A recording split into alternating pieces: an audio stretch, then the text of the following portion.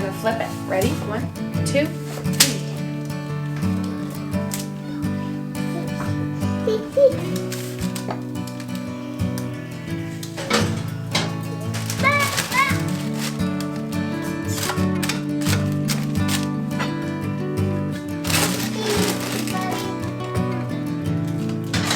Alexa, set a 20-minute timer.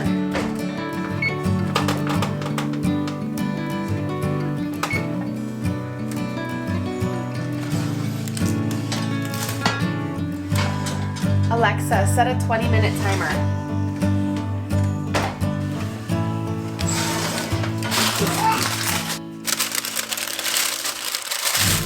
Good morning. It is a beautiful September day today. It's gonna be in the upper 80s. So I was thinking we have a bunch of tomatoes left over from my aunt's garden, and it would be really nice to make the panzanella salad. My family loves it. It's one of our favorite recipes to use in the summer, especially when the tomatoes are ripe and it's the end of summer, early fall. It is just the ideal salad. So typically it calls for ciabatta bread, but I have sourdough that I baked off this morning. So I'm going to cut this up into 1-inch cubes. I'm going to cut up about 3 ounces. So the recipe that I originally have is a party size recipe, and that is what I'll have in the description box. But I am cutting it in half today just because it's going to be me and my mom eating it, and the party size is just going to be way too much for us. So I'm going to cut up 3 ounces of bread into 1-inch cubes, and I'm going to roll it in some oil and put it in the toaster. And while that's toasting and cooling, I'm going to start making the actual salad itself. I apologize for my voice, for my congestion. In true fall fashion, I am sick. I am on my way to getting better, but my voice does still sound really unfortunate. So I'm sorry for your ears, but hopefully the salad will be delicious enough for you that you can get past it.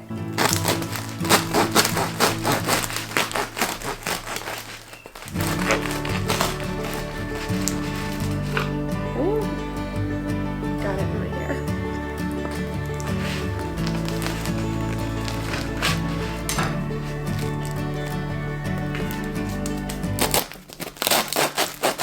Sourdough is always tough for me to cut nicely, but nothing beats a fresh loaf.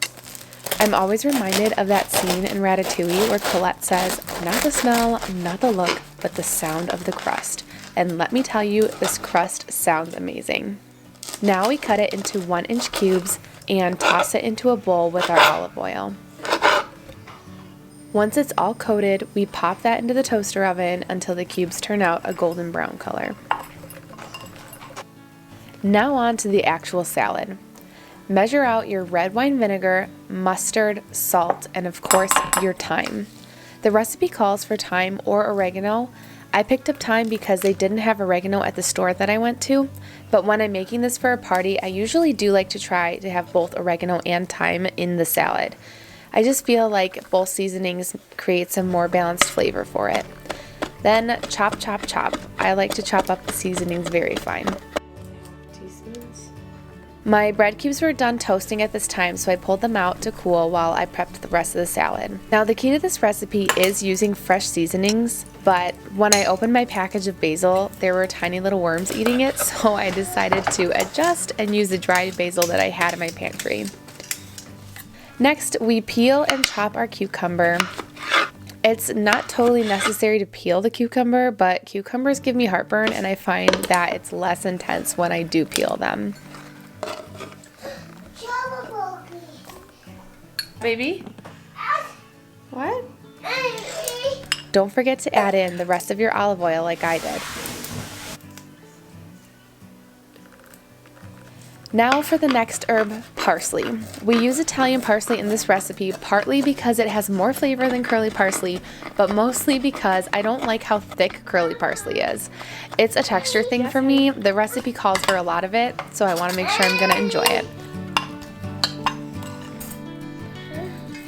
No! Oh. All done. Thank you, honey. Oh, thank you, honey. It goes on here. Can you put it on here? Thank you. When it comes to the tomatoes, we are going to cut them into 1-inch-ish pieces. feel like it's impossible to do a 1-inch piece of a tomato, but I like to cut them into bigger chunks. I typically use whatever tomatoes my aunt gives me from her garden, but if it's not tomato season, then I like to use the tomatoes on the vine from the store because they usually have a great red color and are pretty ripe.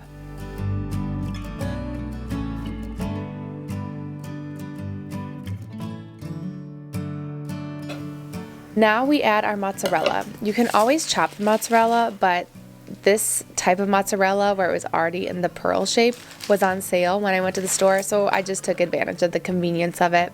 Don't forget to add your garlic paste.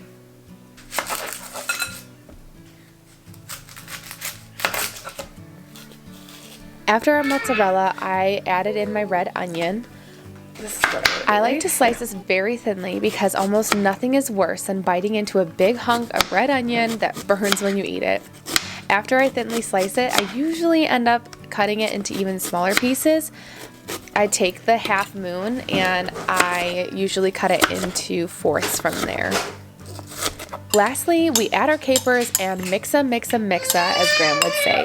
Just mix it all together and give it a good stir. You gonna mix it with me? Ow! Do you want to try to mix it? Ow! Okay, you don't have to. Typically, I keep the bread separate until I'm about to eat the salad, so I packed it up separately here to take with me. I typically don't like the bread to be too soggy, but it is common in panzanella salad recipes to put the bread in 20 minutes to a half hour before you're going to serve it. We're all set, let's go. How you doing? Yes.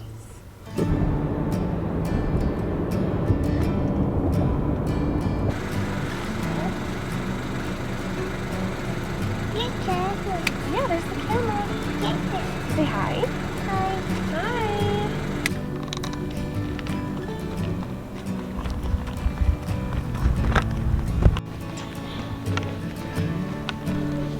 Who is that?